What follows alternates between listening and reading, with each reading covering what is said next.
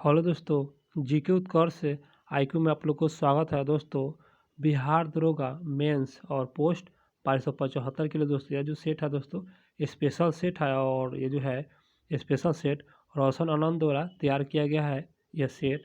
और इसमें जो भी क्वेश्चन है दोस्तों एग्जाम से संबंधित क्वेश्चन होगा। और ये रोशन सर दोस्तों पटना का नंबर 1 टीचरों में से एक है। और आज जो है दोस्तों टेस्ट नंबर 31 होने वाला है। तो आते हैं दोस्तों सीधे प्रश्न पर। और आप लोग मेरे चैनल को सब्सक्राइब नहीं किया है तो कर लीजिएगा, क्योंकि दोस्तों जब भी सेट अपलोड करेंगे तो आप लोग को समय से सेट मिल जाएगा, इसलिए मेरे चैनल को सब्सक्राइब कर लीजिए। तो दोस्तों सीधा आते हैं प्रश्न पर।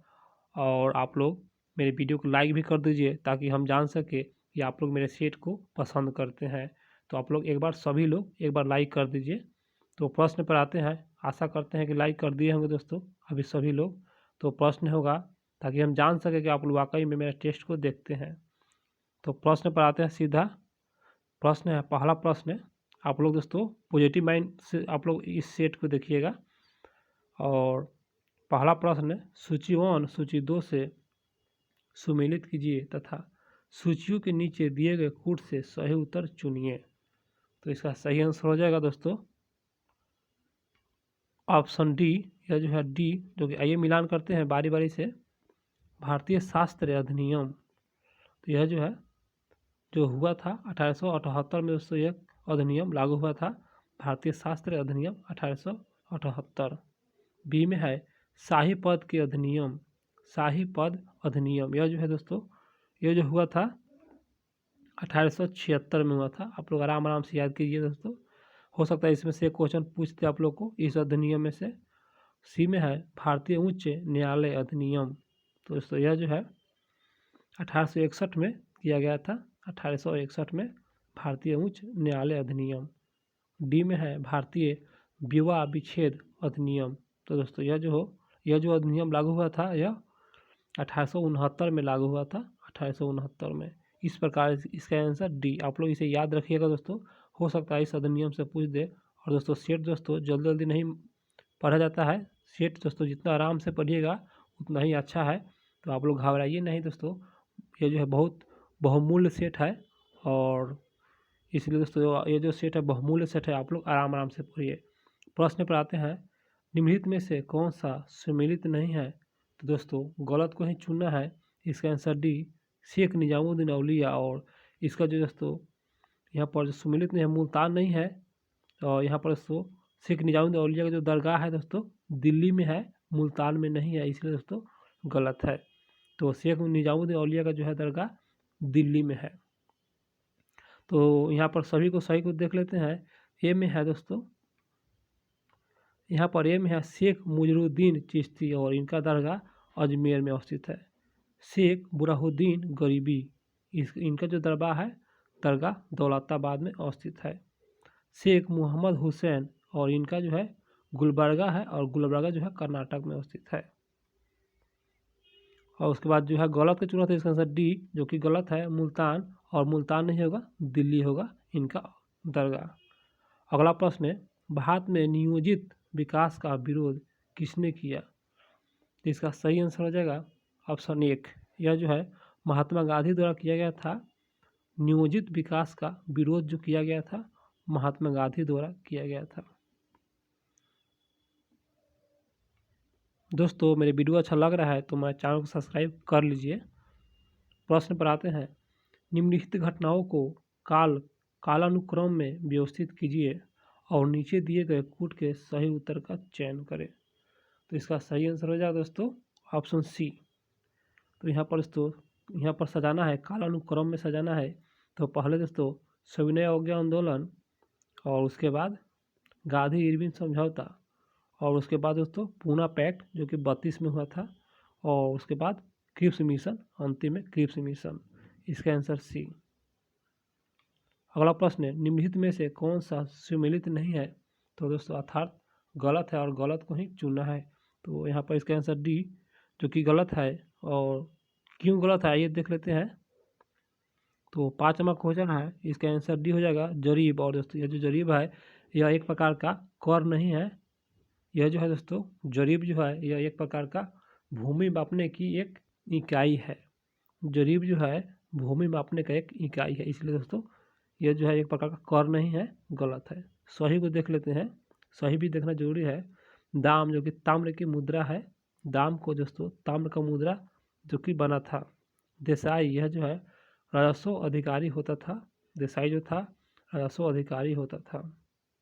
सी में है दीवान, यह जो है राजस्व का प्रमुख होता था। तो दोस्तों ए बी सी सही है, डी गलत है और डी के जगह पर क्या होगा, भूमि मापने के एक इकाई था, जरीब। अगला प्रश्न है 6ठी शताब्दी ईसा पूर्व मत्स्य महाजनपद की स्थित है। तो मत्स्य महाजनपद किस राज्य में स्थित है या कहाँ स्थित है? इसका सही आंसर हो जाएगा ऑप्शन बी, यह जो है राजस्थान में अवस्थित है मत्स्य महाजनपद। और मत्स्य जो है इसका जो है महाजनपद जो है विराटनगर, और विराटनगर दोस्तों राजस्थान में अवस्थित है। अगला प्रश्न पर आते हैं दोस्तों, तो पेज को जूम करेंगे, उसके बाद आएंगे।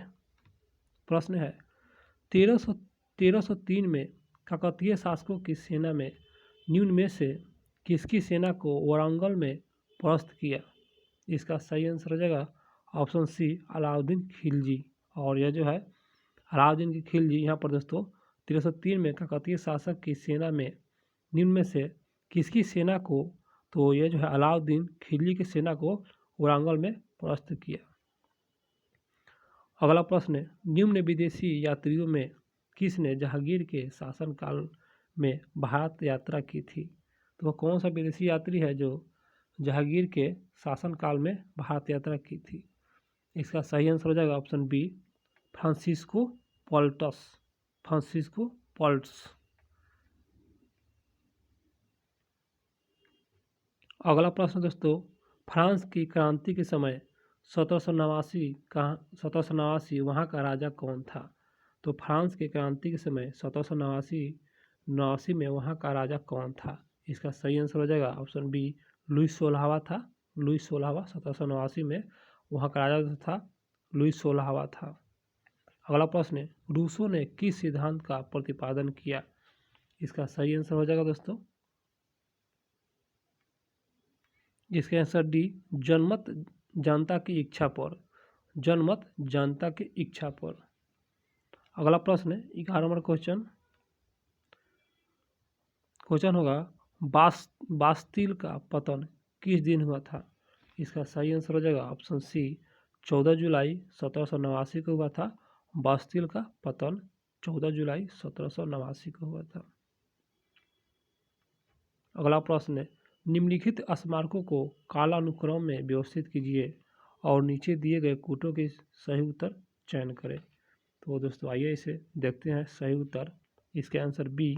तो आइए दोस्तों मिलान करते हैं। यहाँ पर पहले अटाला मस्जिद जो कि जौनपुर में है, और उसके बाद शेरशाह सूरी का मकबरा सासाराम में स्थित है, ऊंचे टीली पर स्थित है, और उसके बाद हुमायूं का मकबरा जो कि दिल्ली में स्थित है, और अंतिम में दोस्तों रबिया दौरानी का मकबरा जो कि यह औरंगाबाद में अवस्थित है। इसका आंसर बी, आप लोग इसे याद कर लीजिएगा दोस्तों। बहुत अच्छा क्वेश्चन है, वेरी वेरी इंपॉर्टेंट है।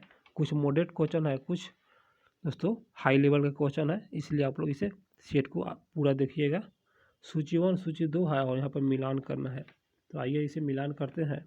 इसका आंसर दोस्तों बी। तो आइए इसे मिलान कर लेते हैं। पोलो और पोलो की राजधानी कांचीपुर, कांचीपुरम या कांची, आप लोग भी इससे ज्ञात होंगे। पांडे इसका राजधानी मदुरई, यह जो सोल्यूशन में दोस्तों दिया हुआ है। और सी में यादव, तो यादव की राजधानी देवगिरी, और शांति में काकातीय, यह इसका राजधानी वारंगल। इस प्रकार इसका आंसर बी। अगला प्रश्न है निम्नलिखित राज्यों में किसने अकबर के पूर्व तानसेन को संरक्षण दिया था? अकबर के पूर्व, इसका सही आंसर हो जाएगा ऑप्शन ए, भाठा का राजा रामचंद्र सिंह। भाठा का राजा रामचंद्र सिंह जो है, जो अकबर से पूर्व दोस्तों तानसेन को संरक्षण दिया गया था रामचंद्र सिंह। इन्हीं के यहाँ रामचंद्र सिंह के यहाँ अकबर से पूर्व, याद रखिएगा। प्रश्न है भारतीय राष्ट्रीय कांग्रेस के किस अधिवेशन की अध्यक्षता महात्मा गांधी द्वारा की गई थी? दोस्तों आप लोग भी जानते होंगे, इसका आंसर बी, बेलगांव अधिवेशन 1924 में हुआ था, और महात्मा गांधी ने ये जो है अध्यक्षता किए थे। तो बेलगांव जो है यह कर्नाटक में है, आप लोग याद रखिएगा। अगला प्रश्न आते हैं 16 नंबर क्वेश्चन। दोस्तों वीडियो थोड़ा लंबा हो सकता है तो आप लोग एडजस्ट कीजिएगा, इसलिए क्वेश्चन थोड़ा सा लॉन्ग है, इसलिए आप लोग इस वीडियो को पूरा देखिएगा और थोड़ा सा लंबा हो सकता है। प्रश्न है, भारत के राष्ट्रपति पर महाभियोग चलाया जा सकता है, तो क्यों चलाया जा सकता है? इसका आंसर डी, संविधान के उल्लंघन के आधार पर। या दोस्तों संविधान के उल्लंघन के आधार पर दोस्तों राष्ट्रपति पर महाभियोग चलाया जा सकता है। अगला प्रश्न, उच्च न्यायालय के न्यायाधीश की नियुक्ति के लिए कौन सा अर्हता नहीं है? तो अर्हता नहीं है अर्थात गलत चुनना है, तो इस प्रकार यहाँ पर इसका सही आंसर हो जाएगा 17 नंबर क्वेश्चन। इसका आंसर सी, उस जो कि उच्च न्यायालय के न्यायाधीश की नियुक्ति के लिए कौन सा अर्हता नहीं है, तो उसने 35 वर्ष की आयु प्राप्त कर ली है, ये जो जरूरी नहीं है दोस्तों, और बाकी सभी सही है। देख लेते हैं उच्च न्यायालय के न्यायाधीश के संदर्भ में सही, वह भारत के नागरिक होना चाहिए, सही है, होना चाहिए, और उच्च न्यायालय में कम से कम 10 वर्ष तक अधिवक्ता के रूप में अनुभव हो, ये भी सही है। और डी में है, उसने भारत में कम से कम 10 वर्ष तक न्यायिक पद धारण किया हो, ये भी सही है। तो यहाँ पर गलत चुना था, इसका आंसर सी, जो कि गलत है। अगला प्रश्न है, राज्य के नीति निर्देशक तत्वों का सीधा संबंध है। दोस्तों इसका सही आंसर हो जाएगा ऑप्शन डी, सभी है। राज्य के नीति निर्देशक तत्व के सीधा संबंध सभी है। केवल सामाजिक न्याय, केवल आर्थिक न्याय और केवल राजनीतिक न्याय, तो सभी है। सामाजिक न्याय, आर्थिक न्याय और राजनीतिक न्याय, याद रखिए दोस्तों, सामाजिक, आर्थिक और राजनीतिक, ये सभी दोस्तों सही है, और राज्य के नीति निर्देशक तत्वों में सीधा संबंध है। अगला प्रश्न है, कौन सा मूल अधिकार सभी व्यक्तियों को उपलब्ध है? सभी व्यक्तियों को उपलब्ध है, इसका सही आंसर हो जाएगा ऑप्शन बी, प्राण और दैहिक स्वतंत्रता का संरक्षण। ये जो है सभी व्यक्तियों को ये अधिकार है, और ये अनुच्छेद 21 से संबंधित है, प्राण और दैहिक स्वतंत्रता संरक्षण। और दोस्तों यहाँ पर दोस्तों लिखा हुआ है कि कौन सा मूल अधिकार सभी व्यक्तियों को, क्योंकि यह जो है सभी व्यक्तियों को उपलब्ध है, तो इसका आंसर सी तो सही है, प्राण और दैहिक स्वतंत्रता का संरक्षण। और सिर्फ अगर जो क्वेश्चन पूछेगा सिर्फ भारतीयों को, तो दोस्तों अनुच्छेद याद रखिए, अनुच्छेद 15, 16, 19 और 29 और 30, ये जो अनुच्छेद है दोस्तों सिर्फ भारतीयों को प्राप्त है, आप लोग याद रखिएगा। और 21 जो है, ये जो है 21 जो सभी को प्राप्त है, इसमें इसका आंसर बी, प्राण एवं दैहिक स्वतंत्रता का संरक्षण। दोस्तों वीडियो अच्छा लग रहा है तो लाइक करें, अभी तक लाइक नहीं किए हैं तो मेरे वीडियो को। प्रश्न है, निम्नलिखित में कौन सा तरीका ऐसा है जो नागरिकता समाप्त नहीं करता है? वह कौन सा तरीका है? इसका सही आंसर हो जाएगा ऑप्शन सी, कुछ महीने के लिए दूसरे देशों में दूर यात्रा करने पर दोस्तों यह जो है नागरिकता समाप्त नहीं होता है, इसका आंसर सी। अगला प्रश्न है, बाढ़ग्रस्त माजुली नामक एक नदी है, नदी द्वीप किस नदी के बीच स्थित है? तो क्वेश्चन फिर से, बाढ़ग्रस्त माजुली नामक नदी द्वीप किस नदी के बीच स्थित है? इसका आंसर डी, ब्रह्मपुत्र और नदी के बीच अवस्थित है। प्रश्न होगा, ग्रीन हाउस प्रभाव किसके कारण होता है? इसका सही आंसर हो जाएगा ऑप्शन बी, यह जो है वायुमंडल में कार्बन डाइऑक्साइड के कारण दोस्तों ग्रीन हाउस गैस जो है, यह ग्रीन हाउस गैस प्रभाव जो है इन्हीं के कारण होता है, वायुमंडल में कार्बन डाइऑक्साइड के कारण होता है। अगला प्रश्न है, भारत में चक्रवात की संभावना किस समय अधिक होता है? इसका सही आंसर हो जाएगा ऑप्शन सी, अक्टूबर माह में चक्रवात की संभावना सबसे ज़्यादा होता है, देखने को मिलते हैं। अगला प्रश्न, इनमें से किस क्षेत्र में घना वन मिलता है? तो घना वन किस क्षेत्र में मिलता है? इसका सही आंसर हो जाएगा ऑप्शन डी, अंडमान निकोबार में दोस्तों घना वन देखने को मिलता है। आप लोग मध्य प्रदेश नहीं लगाइएगा दोस्तों, ये यही सही है, रोशन सर यही सही किए हैं, अंडमान निकोबार। अगला प्रश्न है, भारत के दक्षिण पठार का निर्माण कब हुआ था? इसका सही आंसर हो जाएगा ऑप्शन बी, मेसोजोइक युग में दोस्तों, या मेसोजोइक कल्प में हुआ था भारत में दक्षिण पठार का निर्माण। अगला प्रश्न है गोंडवाना भूमि से भारत भूमि लगभग कितने करोड़ वर्ष पूर्व अलग हुआ। इसका सही आंसर हो जाएगा ऑप्शन 1 18। और 18 जो है करोड़ वर्ष पूर्व दोस्तों अलग हुआ था गोंडवान भूमि से जो भारत की भूमि। 27 नंबर क्वेश्चन पर आते हैं। थार दोस्तों फिर से थार मरुस्थली का क्षेत्रफल लगभग कितना वर्ग किलोमीटर है। इसका सही आंसर हो जाएगा ऑप्शन डी। इसका आंसर डी हो जाएगा दोस्तों। अगला प्रश्न है कौन सा स्थान 3 सागरों के मिलने पर स्थित है। वह कौन सा स्थान है जो 3 सागरों के मिलन पर स्थित है। तो इसका सही आंसर हो जाएगा दोस्तों आप लोग बताइएगा कमेंट बॉक्स में। 28 नंबर आप लोग को नहीं बताएंगे हम क्वेश्चन, आप लोग कमेंट करके जरूर बताइएगा। आप लोग सभी लोग कमेंट करके बताइएगा इसका आंसर क्या होगा। मुंबई होगा कि कोलकाता होगा कि कन्याकुमारी होगा या गुजरात होगा। आप लोग जरूर बताइएगा कमेंट बॉक्स में। आप लोग के लिए क्वेश्चन छोड़ दे रहे हैं। आप लोग नहीं बताइएगा दोस्तों तो कॉल तो हम बताइए देंगे कमेंट बॉक्स में जरूर बताएंगे, कॉल बता देंगे आप लोग को। प्रश्न है सूची 1 सूची 2 से मिलान करना है। तो आइए इसे मिलान करते हैं। इसका सही आंसर हो जाएगा बी। तो यहाँ पर है भाखड़ा जो कि भाखड़ा बांध आप लोग भी पता होगा यह जो है सतलज नदी पर अवस्थित है। हीराकुंड बांध महानदी उड़ीसा, तो यहाँ पर है महानदी उड़ीसा।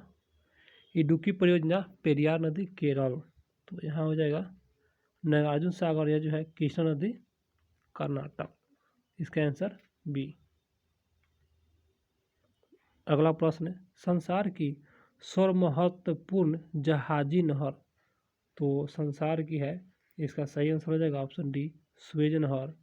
और दोस्तों सुएज नहर यह जो है भूमध्य सागर और लाल सागर को जोड़ता है, आप लोग याद रखिएगा। और दोस्तों ये जो है सुएज नहर दोस्तों बन जाने पर यूरोप और भारत की जो भूमि है दोस्तों, ये जो भूमि नहीं दोस्तों दूरी जो है कमी आ गई है। और आप लोग याद रखिएगा क्वेश्चन में पूछ सकता है कि कौन कौन देश जो है दोस्तों सुएज नहर बनने के बाद जो है इसका जो दूरी कम हो गया है, तो यूरोप और भारत, याद रखिएगा। अगला प्रश्न पर आते हैं दोस्तों 31 नंबर क्वेश्चन पे। अगला प्रश्न होगा भारतीय संविधान सभा की स्थापना की गई थी। इसका सही आंसर हो जाएगा ऑप्शन बी। ये जो है इसका आंसर बी 9/12/1946। तो 9 दिसंबर 1946 को किया गया था, आप लोग याद रखिए भारतीय संविधान सभा का स्थापना। अगला प्रश्न है भारत में संघ राज्य का प्रशासन होता है। इसका सही आंसर हो जाएगा ऑप्शन 1 राष्ट्रपति होते हैं। संघ राज्य क्षेत्र का प्रशासन जो होते हैं राष्ट्रपति होते हैं। अगला प्रश्न एक वर्ष में कम से कम कितनी बार संसद का बैठक आवश्यक है या होना आवश्यक है एक वर्ष में। इसका आंसर बी मात्र दोस्तों 2 बार। और दोस्तों ये जो है कितनी बार संसद की बैठक होना आवश्यक है, तो 2 बार दोस्तों ये जो है वर्ष में 2 बार संसद का जो है बैठक होना आवश्यक है। अगला प्रश्न है 34 नंबर क्वेश्चन केंद्र व राज्य के बीच वित्तीय फिसलन विवादों के निपटारे हेतु मुख्य एजेंसी है। इसका सही आंसर हो जाएगा ऑप्शन डी वित्त आयोग है दोस्तों।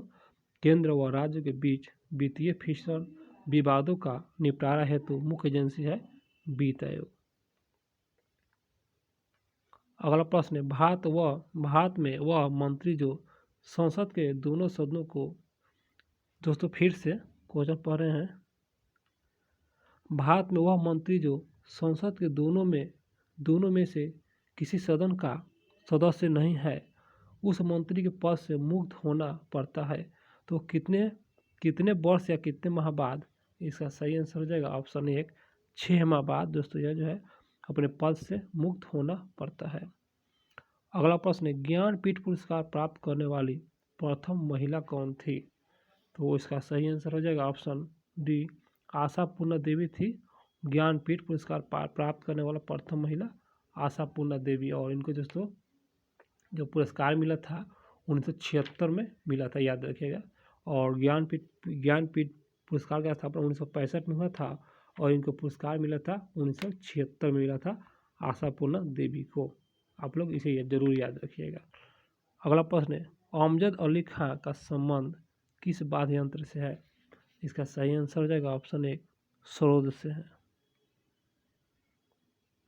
अगला प्रश्न है, केंद्रीय जल एवं विद्युत अनुसंधान केंद्र कहाँ है? इसका सही आंसर ऑप्शन बी, यह जो है खड़गवासला में है। जल एवं विद्युत अनुसंधान खड़गवासला में है। अगला प्रश्न है, विश्व पर्वत दिवस किस तिथि को मनाया जाता है? इसका सही आंसर हो जाएगा ऑप्शन बी, 11 दिसंबर को मनाया जाता है। विश्व पर्वत दिवस 11 दिसंबर को मनाया जाता है। अगला प्रश्न है, राइटर्स किस देश की समाचार एजेंसी है? इसका सही आंसर ऑप्शन सी, ब्रिटेन का है राइटर्स, और यह समाचार एजेंसी है ब्रिटेन का है। अगला प्रश्न है, विश्व का सबसे ऊंचा बांध किस देश में है? इसका सही आंसर हो जाएगा ऑप्शन बी, तजाकिस्तान में है। और दोस्तों विश्व का ऊंचा बांध जो है रोशन सर बताए हैं, आप लोग याद रखिए, बता दे रहे हैं न्यूरेक बांध, जो कि विश्व का सबसे ऊंचा बांध है और किस देश में है? तजाकिस्तान में है। वह बांध है न्यूरेक बांध है। अगला प्रश्न है, ICS में सफल होने वाला प्रथम भारतीय? इसका आंसर डी, सत्येंद्र नाथ टैगोर।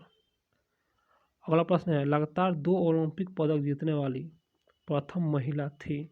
इसका सही आंसर हो जाएगा ऑप्शन ए, PV सिंधु। अगला प्रश्न है, संतोष ट्रॉफी का संबंध किस खेल से है? इसका आंसर सी, फुटबॉल से संबंधित है। संतोष ट्रॉफी फुटबॉल से संबंधित है।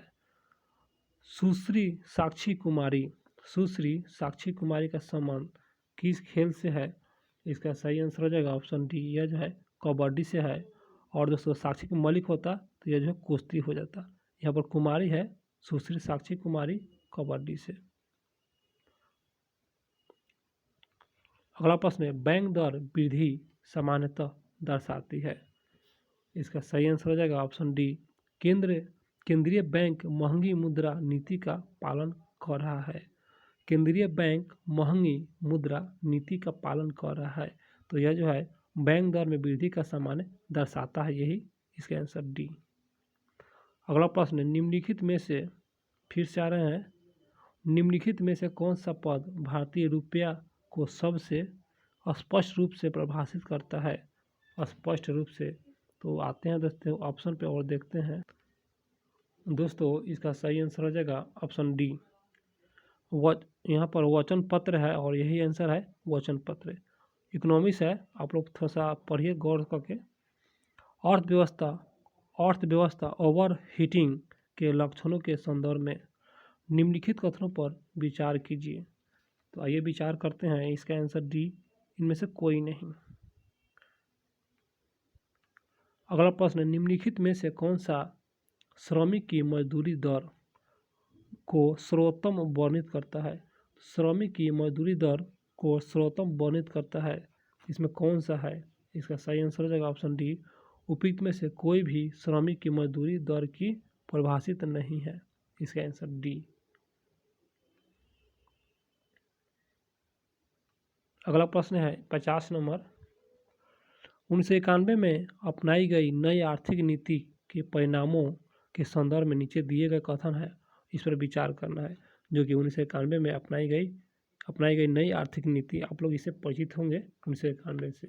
तो इसका आंसर सी, केवल 1 और 3 सही है। तो केवल 1 और 3 भी देख लेते हैं। कृषि की समृद्धि दर में गिरावट आई, जो कि सही है। जब नई आर्थिक नीति आया था 1991 में, तो कृषि की जो समृद्धि दर गिरावट दोस्तों आया था। और तीसरा है, विदेशी मुद्रा भंडार में वृद्धि हुआ था, सही है। जब 1991 में आर्थिक नीति आई थी तो विदेशी मुद्रा भंडार में वृद्धि हो गया था। इसका आंसर सी। किस डायबिटीज को नॉन इंसुलिन डिपेंडेंट डायबिटीज कहा जाता है? तो इसका सही आंसर हो जाएगा ऑप्शन सी, टाइप 2 को कहा जाता है, टाइप 2। अगला प्रश्न है, छोटी आंतों में किस प्रकार के एंजाइम उत्सर्जन नहीं होता है? तो दोस्तों इसका आंसर ए और बी दोनों है। तो इस प्रकार आप लोग याद रखिए, दोनों है। सर ने कहे हैं कि दोनों है, तो यहाँ पर दोस्तों पेप्सिन है, यहाँ पर टाइप में मिस्टेक है। तो पेप्सिन और ट्रिप्सिन जो है यहाँ पर उत्सर्जित नहीं है। तो किस प्रकार एंजाइम का उत्सर्जित नहीं है, तो पेप्सिन और ट्रिप्सिन, ए और बी। 53 नंबर क्वेश्चन, किस तत्व के समस्थानिकता के तात्पर्य है, तो इसका सही आंसर हो जाएगा ऑप्शन 1, उस तत्व के परमाणु संख्या समान, परमाणु भार असमान। अगला प्रश्न, ओजोन छेद से क्या तात्पर्य है, ओजोन छेद है दोस्तों, छिद्र होगा, तो इसका सही आंसर हो जाएगा ऑप्शन बी, समताप मंडल में ओजोन परत की मोटाई में कम होना, इसी को दोस्तों ओजोन छिद्र कहते हैं या छिद्र भी कह सकते हैं।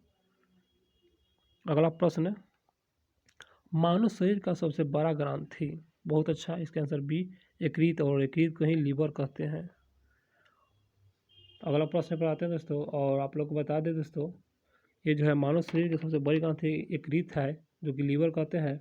और आप लोग क्वेश्चन पूछेगा कि दूसरी बड़ी ग्रंथि, तो आप लोग याद रखिए पैक्रियाज, दूसरी बड़ी ग्रंथि पैक्रियाज। और दोस्तों एग्जाम में ऐसे आप लोग को पूछ दे कि छोटी ग्रंथि, तो आप लोग लिखिएगा पिट्यूटरी। और दोस्तों एग्जाम में कहीं पूछ दे कि बड़ी ग्रंथि, तो आप लोग कहिएगा और टूट मारिएगा, छोटी पिट्यूटरी, बड़ी और टूट, और दूसरी पैक्रियाज। अब बड़ी होगा तो दोस्तों एक्रीज। अगला प्रश्न पे आते हैं दोस्तों,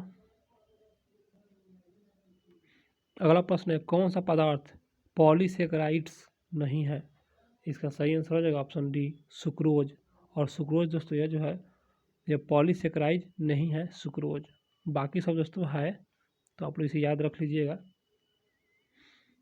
तो आप लोग हम बता दे रहे हैं, ग्लाइकोजन याद रखिए, और सेलुलोज और पेक्टिन, ये सभी दोस्तों यह पॉलीसेकेराइड का उदाहरण है।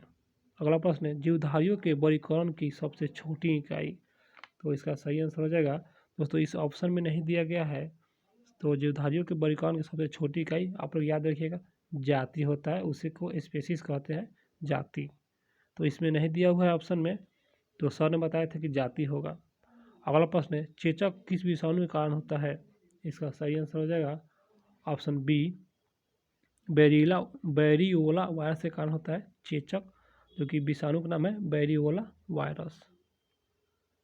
अगला प्रश्न है, निम्नलिखित में से कौन सा कैल्शियम का अयस्क नहीं है, तो कैल्शियम का अयस्क नहीं है, तो इसका आंसर दोस्तों 59 नंबर क्वेश्चन है, इसका आंसर दोस्तों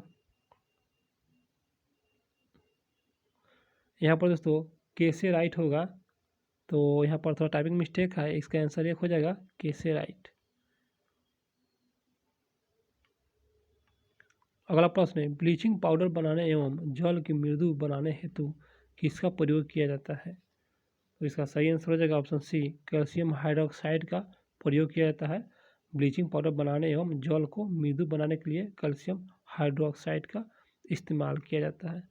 अगला प्रश्न है, रासायनिक तत्वों के अणु के संदर्भ में चुंबकीय क्वांटम संख्या का संबंध किससे है, इसका सही आंसर हो जाएगा ऑप्शन सी, अभिविन्यास से है, अभिविन्यास। 62 नंबर क्वेश्चन, नीलम रूबी का रासायनिक सूत्र बताना है, इसका सही आंसर हो जाएगा ऑप्शन सी। अगला प्रश्न, जल में आसानी से घुलनशील है, तो बहुत अच्छा प्रश्न है, इसका आंसर दोस्तों बी, अमोनिया। और अमोनिया दोस्तों बहुत तेजी से दोस्तों जल में घुलने वाला है, बहुत तेजी से घुलता है अमोनिया।